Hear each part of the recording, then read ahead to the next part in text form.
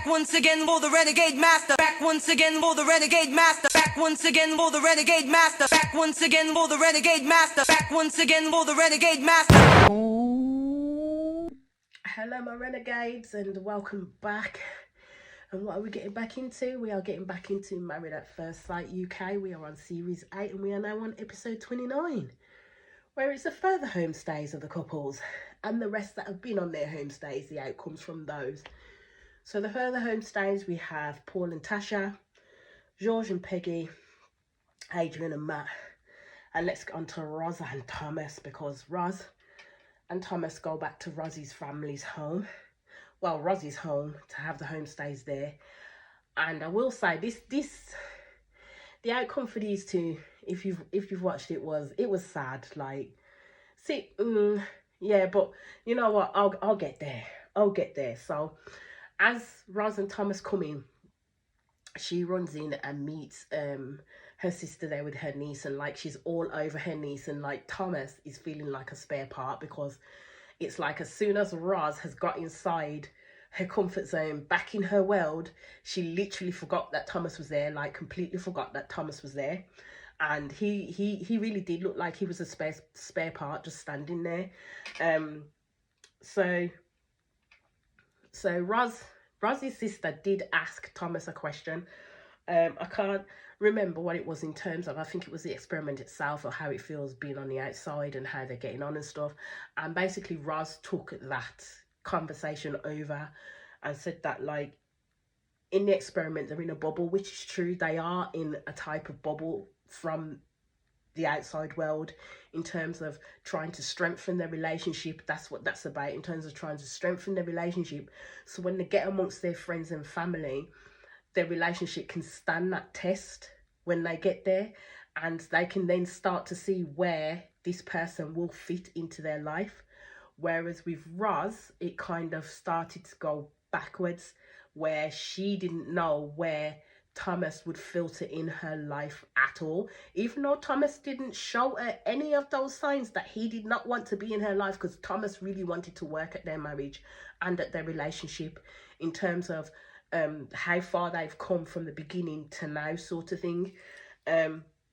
So her sister was kind of thinking that they looked more like brother and sister walking in than they did husband and wife. And I'm like, with the things that they've done, my love, they're not brother and sister. You not do that with your brother, and you not do that with your sister. The things that them two have done, no way, no. The only sad thing that I would think about is the fact that I don't understand why Roz took it to where she took it, to the point where she knew that Thomas was all in with her, like Thomas was on that plane with her, to the point where you drop straight back into your world, and then straight away everything's different for you. I couldn't see it coming. I couldn't see the correlation coming in that shape, in that way, shape or form, when it came to Roz. And I don't want to think in my mind that, you know what, you took this man for a ride all over again, because I know it would have been a hard thing for her to think and try to come to terms with in regards to what that meant for her, for Thomas, and for their marriage. So then you get to see George go back to Peggy's home, well, her parents' home, where Peggy has her room and where she stays, right? And I'm like, that you better hold on to your bridges, my guy, because George, her family don't like you. Like, seriously, her family do not like you and really do not see you with their daughter in the slightest. And my thing is, well, who is going to be good enough for Peggy? Like, really, when and truly, who is going to be good enough for Peggy? Because it seems like the family would be the only ones to pick this man out for her, because I don't see who is going to hit all their marks. And if he does, there's going to be something else wrong with him, to be fair. There'll be something else wrong with him behind the scenes if he does hit all their marks. Anyway, so you see George go in, and her dad's already sizing him up. So she goes, yeah, let me show you to your room. So she's showing George her room, and he's kind of thinking, oh, they'll be stopping together. No, my dudes. You may be married to Peggy, but for her parents, that is in name only. Ain't in body and spirit at this moment in time. So you're gonna hot foot to your own rotted room, my guy. So when Peggy goes and shows him the room, why is his room on the wall, all the way up the other end of the house? Why is it on the other wing, for fuck's sake? He might as well built him his own fucking granny annex in the back and tell him to stay there for all good that would do. So George was like, okay, so I've got to stay all the way over here. And she was like, well, yeah, you don't get to stay in my room. I'm like, raw. Okay, we're going back to them times, you know what I'm saying?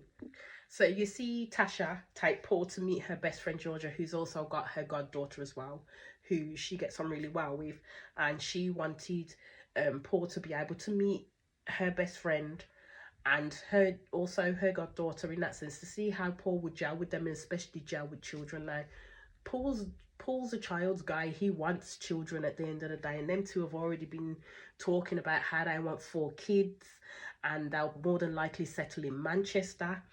And Paul was basically saying that he came on this show to find someone long term, which is just right. But there's still the little hiccups between them both that they do try and work through. And I know Tasha is the way that she is. She is a bit of a hothead at times. She doesn't necessarily think how her actions may play against other people's thoughts and how it may come across. And she, even when someone tells her that she could be mighty rude, and I will get onto the point very soon that she can come off as mighty rude, she gets hella defensive, because she thinks you're coming at her character, like, purely when you're just trying to talk to her. And she will get that flash bit of and then go back, think about it, and then come back and say, you know what, you were right. And I'm thinking, you need to try and have a bit of that in between. Have a bit of that in between, my love. That's all I say. With a person like Paul, you need to try and have that in between, rather than flashing up right in front of his face as well. Then it moves back to Peggy in the home, and her and George are going to have tea with her mum and dad. And basically Dad is saying that he doesn't suffer fools gladly, and you can basically see that Peggy is she's a total daddy's girl, but then she's also a mother's girl at the end of the day, because she's saying that in the past she didn't listen to her mum, and her mum was right. So this time around, she got married and everything like this time around she's going to listen to exactly what her mum's saying, because she doesn't want to get it wrong. You know, Peggy's going to throw George under the bus, which she does, about the gaming and the fact that he will put gaming before her. That's not exactly what he said, but you know, Peggy, she's going to embellish on the truth of it anyway. I'm just like, at the end of the day, I don't understand, because she does this on the Confessions of the Couch as well. She does this on the Confessions of the Couch, where things can be sorted between them. Like, George came and said what she wanted to hear, which she accepted, and things were rectified between them both. Why then do you need to bring it up to your parents? Why do you need to bring it up to your parents for? What will that gain, except to make George look to be a motherfucking fool, and the parents not like him even more? Why would you do that? Like, seriously, why? And that's what I've been asking myself time and time again. Every time she does it, it's not just a little bit, she does it all the time to him. So her dad asked George what his future plans were. And it looked as though George had a lot of different career paths that he took. And sometimes people do that to find out what niche or what place do they fit in at the end of the day. So he's always saying that he is always progressing his career, and he's loved all of the jobs that he's been in. Right now, he's, I think he says he's I can't remember what it was. Something to do with massaging and stuff like that. I can't remember what it said that he was doing. So basically, Peggy throws him under the freaking boat again, saying, well, he's got no clients anyway. I mean, do you have to throw that up in his face too? Of course he's got no motherfucking clients, because he's on this show at the end of the day. But he did have a clientele base before he left to come on the show. So obviously, if he really wanted to and really needed to, he can find his clients and get them back again if need be. I just really can't with Peggy. I just really can't, because I think she's just looking for ways in which to find bad in this man at the end, at the end of the day. That's what it's looking like to me. She ain't looking to have a marriage with George in the slightest. She doesn't like how George is now. She doesn't like him.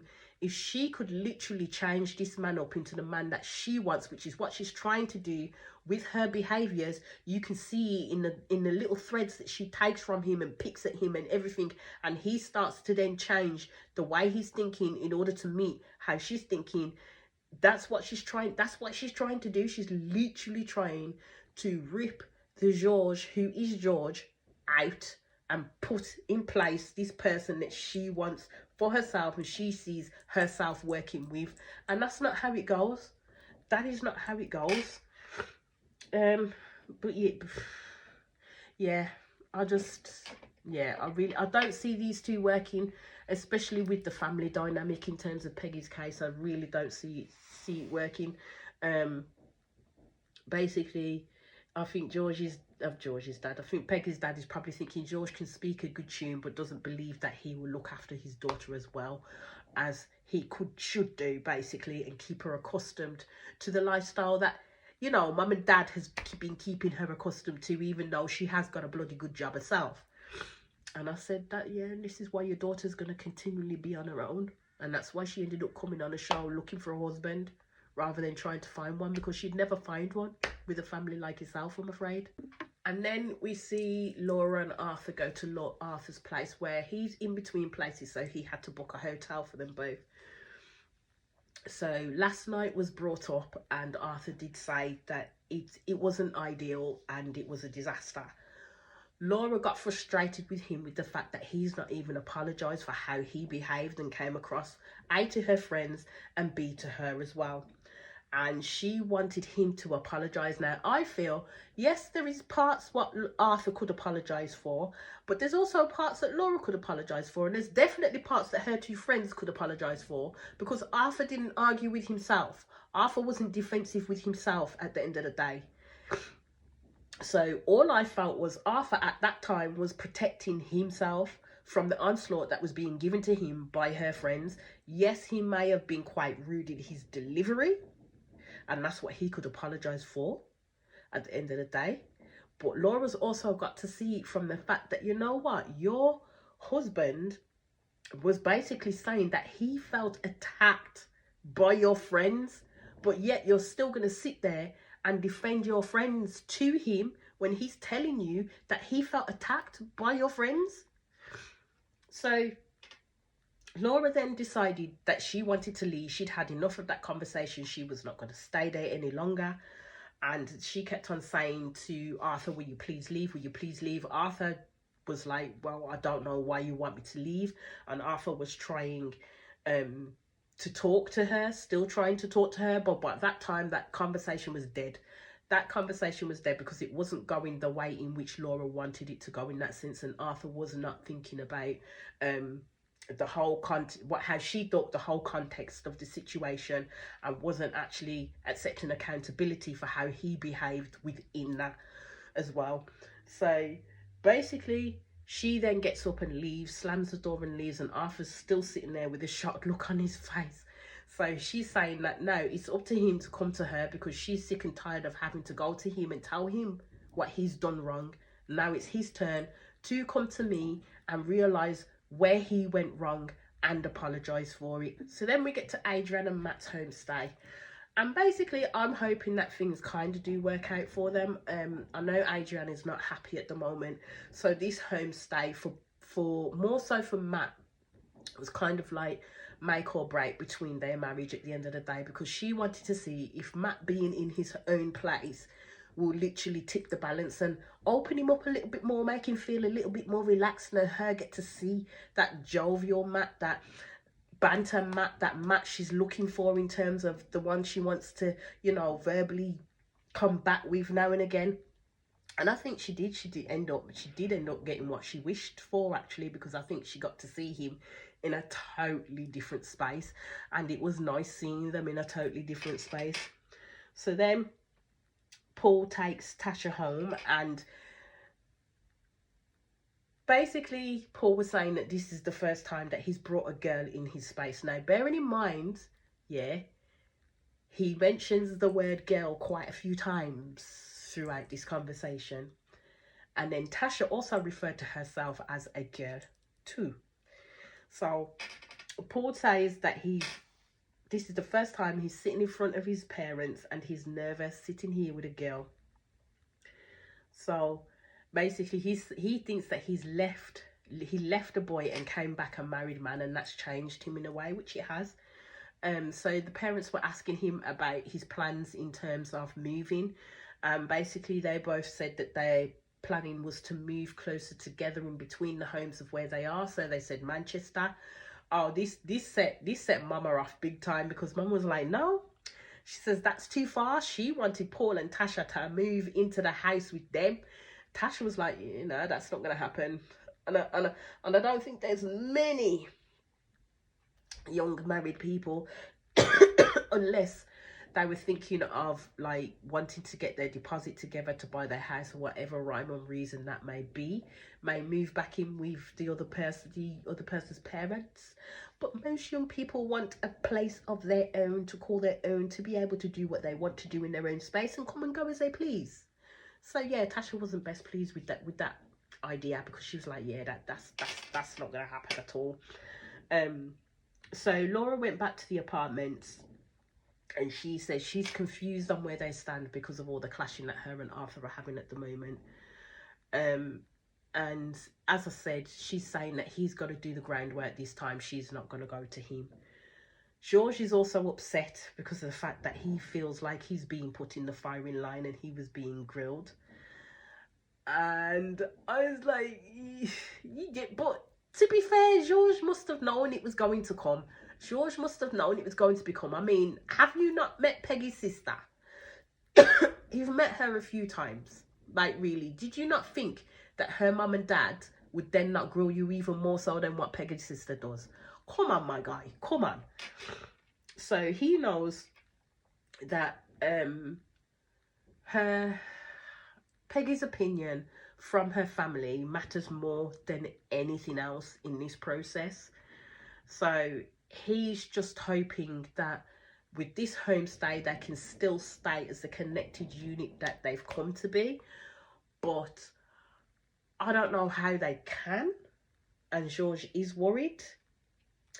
Because yeah, it's 10 times harder when the family don't really care for you, and it's 10 times harder when you kind of have to prove yourself to said family in order to show why you are the best person for their child at the end of the day. So I don't know how far up that ladder that George can climb or is willing to climb. So then we get more into the issues that are occurring for Roz and Thomas, but more so for Roz than it is for Thomas. Thomas is feeling something different from Roz, but can't put his finger on it at the moment. But she's basically, as I've already mentioned, not knowing where Thomas fits in within her life. And on her list of priorities, he's not high up there, and she's basically saying that that's not okay, because she's thinking to herself, she's been in that position where she wasn't on a list of priorities for someone that she was with, and it's not a nice feeling to have, and she doesn't want to do that to Thomas. I just don't know. I just really don't know, because at the end of the day, as we get to the Confessions on the Couch, it's what Thomas said on Confessions of the Couch, and I will get there in my next episode, where he turned around and he says, well, that was okay because we've only known each other for 3 months, which is good.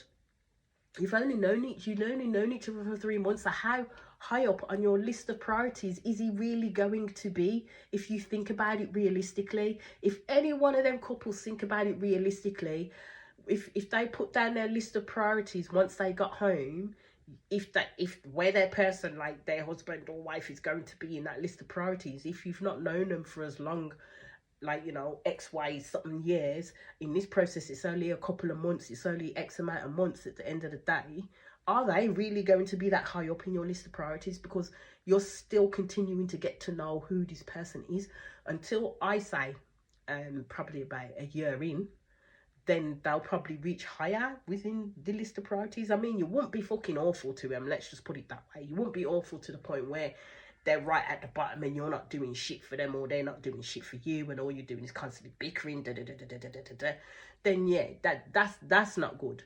But it isn't a case of like you have this list and this person's there, that person's there, that person's there, and you're definitely going to be there, and that's how I'm going to treat you in that space.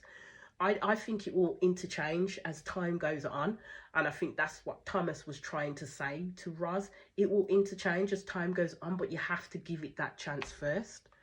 But yeah, I don't know.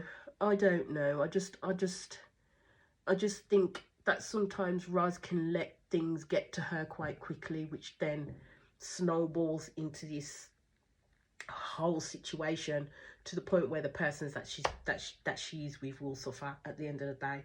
And the poor person in the firing line is Thomas, because she knows that's a variable she can control. So then you see Tasha go to meet Paul's friends, and I thought, oh my god, because when I saw the edits, I was like, oh god, something's going to kick off between them in this thing. But it wasn't as bad as the edits pulled it out to be honest with you. So at first, the friends were asking them how it was going, and Paul did bring out some certain situations that had happened between the both of them. Tasha didn't necessarily want to speak about it because it'd been dealt with, it was between them and it was private between them. Now, I understood where Tasha was coming from in that circumstance, but also she's got to think of the point where Paul ain't seen his friends in how long. They're asking him how his marriage is getting on. This dude just wanted to be open and honest and say, look, this is what's been happening, and maybe they could have gave advice to both of them. So it's kind of like, as I said, taking the good, the bad and the ugly at the end of the day. So Tash started side-eyeing him from that point on, when he started to explain the scenario. And I think he called her a little girl in the context that he was explaining stuff in, and she didn't like that in the slightest. And I think it's because of the context he was explaining into his friends. Even though when he was saying like my girl, or I brought a girl home, and and like when he was talking about his pet and Tasha, my two favourite girls in one room, she didn't seem to mind in that scenario. But in this scenario it was different, and she like got angry so quickly, and I thought, nah, come on Tasha, like seriously, there is kind of a time and a place for that shit, and now you're just acting straight up like a rude gal in front of his friends. But I have to say, on the flip side, is Tasha's true to form. You know where you stand with Tasha. You know when you've pissed her off.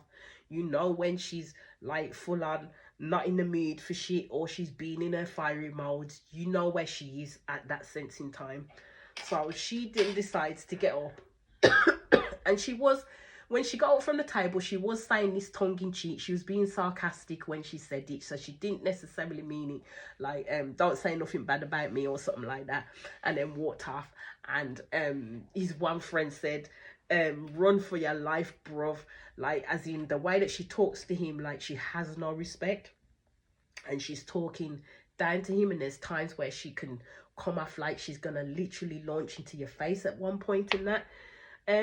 But to be fair, Paul listens to what his friends say, and he also defends Tasha. So I can't get it twisted on that. Paul does defend Tasha, and basically lets them know that sometimes, this is how things happen, and this is what she's like. So he explains that to them.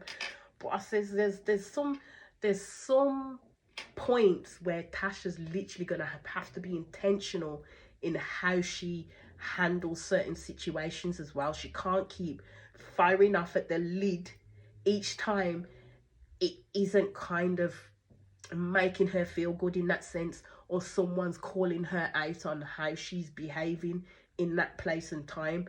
She's then going to have to be intentional in how she responds to what's happening at that given moment, and not just and off she goes.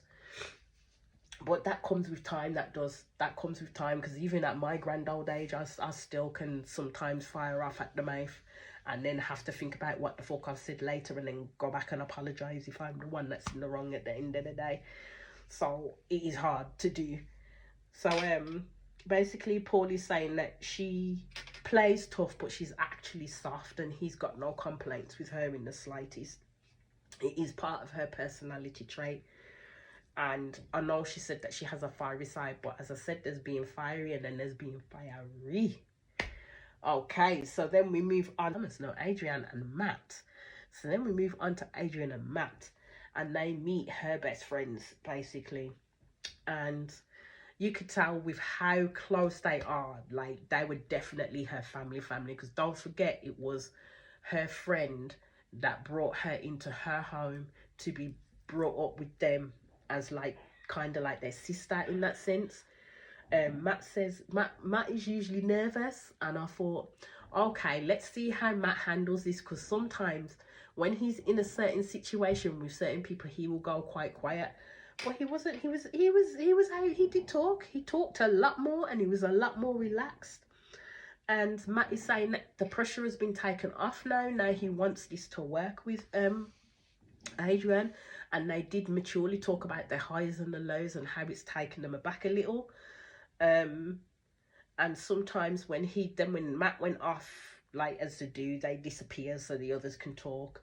And Adrian talks about she feels that from the wedding to now, her personality has carried their marriage in that sense. And basically Adrian was saying that, you know, she knows Matt is really, really into her, but is that enough for her at the end of the day? And her friends were honest when they turned around and says, well, you need to give him a chance. You really do need to give him a chance. And if you look at the bad stuff, that's all you're going to focus on. You need to get away from that and actually see what it is that he is actually putting into the marriage with you, the changes that he is making in order to keep up with you and be able to make it work between the both of you. So I agreed with what her friends / family was saying, because it was on point with what I was thinking as well. So then it moves to the point where Tasha stayed in a hotel because she was really quite sick and didn't want to stay at Paul's home in case it passed on to the family members. Now Tasha went and met Paul at the boxing place that he boxes at and trains at, and Paul was just explaining to Tasha, and this is where I said where sometimes she's got to reel her reactions back in and actually think about things in the context that it's being said. And all Paul was said is that his mum was upset because she believed, because Tasha left without saying goodbye to anybody, even though she was going to the hotel because she went well, without saying goodbye to anybody, left and went to the hotel. So Paul's mum naturally thought that she'd upset Tasha by how she spoke to her, or if she said anything wrong, she wasn't sure. So that's all Paul was conveying to Tasha. Now, I don't know if in Tasha's head she took that to mean that someone was getting at her, or she did it on purpose, upset her on purpose. She literally went straight on the defensive with Paul, basically saying, well, I said I was sick, I wasn't well, and I didn't want to pass it on to anyone else. And Paul had to say to her, look, I don't know why you're getting het up for. He said, I am just telling you, my mum came to me upset, thinking she disrespected you because you walked off without saying nothing to nobody. Now, me, myself, if I was in that position and I was Paul's mum, I would think the same thing. The girl was here 1 minute and then she left. She not said nothing to nobody. She not said boo to a freaking ghost at the end of the day. So I would be thinking about the last conversation that I had with her, thinking, did I upset her? And then go speak to my son. And then knowing my son will go and speak to her and say, look, tell her I apologise if I upset her. So it was for Tasha then to take that on board, to say, you know what, let me talk to your mum and settle this, because it wasn't nothing she did. I was feeling unwell. Because Paul wasn't disputing that she weren't feeling unwell, because Paul saw her. She wasn't disputing that. And even when she was having a conversation with Paul, she still looked unwell. She sounded unwell. At the end of the day, no one's saying you weren't unwell. Just the fact that the way in which you left, it was a bit off. So rectify it. That's all people were saying. So she gets up, annoyed, and walks out. Oh, I'm done with this conversation. She says, I'm done, and walks off. And I'm like, it's situations like that where I think to myself, can you really handle a marriage with someone like Paul 24/7? Like, seriously, well and truly, because my thing is, if you cannot handle the little instances of conversation that you need to have in order to rectify certain situations, why the fuck are you in a marriage for? Like, seriously, why are you there? Why are you there just wasting someone's time? So then it moves on to Peggy and George. And basically Peggy is talking to her mum about the situation with George. And Peggy's mum is basically saying that you can see that he's a grafter, and he is ambitious. But she's saying to Peggy, you can't really marry ambition, can you? At the end of the day, you need someone who's willing to put that 100% in to be able to graft and show you where it is that they're going. Her mum basically turned around and says that George seems lazy to her, and Peggy was quite upset by this. And I'm like, but Peggy, it's the picture you're providing your parents. It's the picture of George you're providing your family. Because each time you get around them, or whether you talk to them when you're in the apartments or any type of conversation you have with them, you're always bringing up what you perceive as George's negatives at the end of the day. I don't see you praise him for anything, like any positives to your family, for them to say, oh, well, you know what? Maybe X, Y, and Z. You don't do any of that. So it's the picture that you're feeding them that are making them think that this man is not good for you. So basically, Mom turned around and says to Peggy that she can't see her with anyone. She can't see her with anyone or have a future with anyone who is just a dreamer. And Peggy was basically saying that she doesn't want to be an idiot, and she'd had enough. And I'm just like, you haven't even had these conversations with George though. Like, you don't know what this man, because you're talking about his finances like he ain't got nothing. Like he ain't got nothing, and he has. You ain't had those conversations with him. You ain't gone and sat down and says, well, what is it that if we stay together, how would our finances work? What are we both bringing in? You ain't sat down and had those conversations with George. So how you can sit there and have this conversation with your mum when you don't even know what it is that he has is beyond me at the end of the day. And I just thought to myself, that's another hoop for George to freaking jump through. And I'm like, how high are you gonna jump when this woman says, George, like, seriously, how high are you going to jump? Thomas is talking about the fact that, you know, if he would love to go back to the farm, basically, if she invited him back. She's feeling hella confused, and she's stepped into the world of Roz, but doesn't feel that Thomas has stepped into the world of Roz with her, even though he's embraced it all. But it's Roz and her barriers that are up that doesn't see Thomas as a part of her life in any way, shape or form at the moment. So she's basically freaking the hell out. Thomas doesn't know where he stands at this moment in time. Thomas was giving her good advice and providing her reassurance as well, but I don't think she wanted to hear it. So he was basically telling her, well, it's either you're the only one that can decide whether you want to continue this with me or not at the end of the day, and you've got to be truthful in terms of what you want and what it is that you don't want, because he's sitting there telling you he wants to make it work with you. You've come too flipping far not to make it work. So I think it was at that point that she decided that she needed time by herself, that she didn't feel that it was going to work between them, basically. And I think that's when she let Thomas down. And I was like, oh God, Roz, really, after everything that you've been through, like, really? So I think at the end of this one, we do see Thomas go back to the flat by himself, and at this point we see their marriage is in tatters, basically. Yeah, and then we'll discuss more about the confessions on the couch. So then it moves on to Laura and Arthur, and basically Arthur's asked Laura to meet him because he's got her flowers and everything, and he wants to apologize to her. So she meets up with him. So he apologizes to her and basically says to her that he does want to make things work. Me, myself, I don't really see it between them two, because I really don't know how they're going to integrate into the lives of each other, because their lives are so different, like really different. And they're hitting so many fucking bumps along the way within this. It's untrue. I mean, Usually, as they say with these homestays, you get to see exactly where you are realistically and whether you can make it work beyond this part once the outer world, namely your family, your friends, other hidden things that can go on within your world, can you actually make it work? Can you fit in? Can you both fit in with what's going on? And with these two, with the outside pressures that they have, especially when it comes to Laura's friends, I just don't see it working. I really don't. Back at Paul's home, and Tasha basically decided that she was going to go back to Paul's home and apologize to his mum, because what she didn't want is for his mum to be upset for something that she did. So she did go in, she went and she cleared the air, and she did apologize at the end of the day.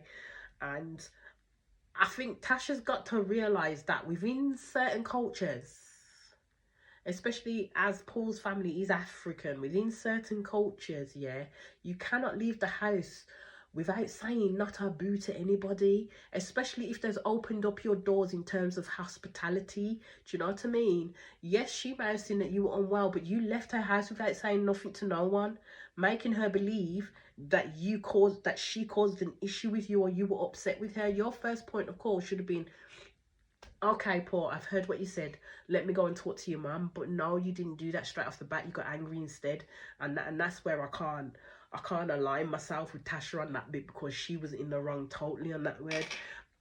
In that sense. And all I would say is, key word is respect at the end of the day. So you see Roz talking to her sister, and her sister turns around to Roz and basically says to her that, I just think there's friendship vibes between them, or a brother and sister vibe between them. As I already said, you don't have sex with someone like that if it's your brother or sister. You just don't. But it could be said that they kind of started the build up of their relationship kind of like a brother and sister shit, until it moved into a friendship phase, until it just then turned to friendship that, you know, has moved into the fucking phase. So, you know, they were just friends that like to. But in Thomas's world, it wasn't like that. But I think in Rosie's world, it kind of was. I think if they stayed in that bubble, as Roz called it, a little bit longer, it probably would have strengthened their marriage that little bit more, until they'd come out and let reality jump into it. Yeah, it just wasn't on good standing, even though it seemed to be in that sense. Peggy and George, and Peggy tells George about the chat that she had with her mum, and she's completely upset and is in two minds about them both, and she does literally break down to him. And I'm just kind of like, and this is what I mean, whatever happens, George just does not seem to be on a winning end of anything, like seriously. George is basically saying it's fair. He knows how much her family mean to her, and it's not like he would sit at home all day while she was at work. That's not what he does. That's not what he's about at the end of the day. And I don't think he's ever given that impression that he's not a person who's not willing to work, or he's not a person who's not willing to graft. To me, George has never given that impression. He's always gone out and done his own thing and got his own money anyway, which way he wanted to at the end of the day. And it doesn't seem as though he was hurting for money at all. But hey ho, that's the kind of lot that little box that Peggy's put him in. I'm just like, at the end of the day, this girl has gave this impression to her family in how George is. I don't think she's really actually got to know the true essence of who George is at the end of the day.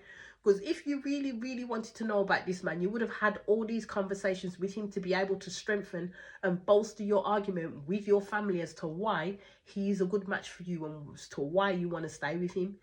To me, it's kind of reading superfluous. Do I think that'll work? No, I don't. So at the end of this, George did leave Peggy with her family and went back to the flats by himself. So here we go. They're back from the homestays. I think just before it ends off this episode, you do see them come back off the homestays, and basically Do you see them come back off the home? So at the end of this episode, you do see Roz and Thomas come together and have this talk, and I feel so sorry for Thomas, because basically Roz is saying that she's come home and her heart is not in it at all. She doesn't think she's ready, and Thomas wasn't asking for much from her, to be fair. Thomas was not asking for much from her.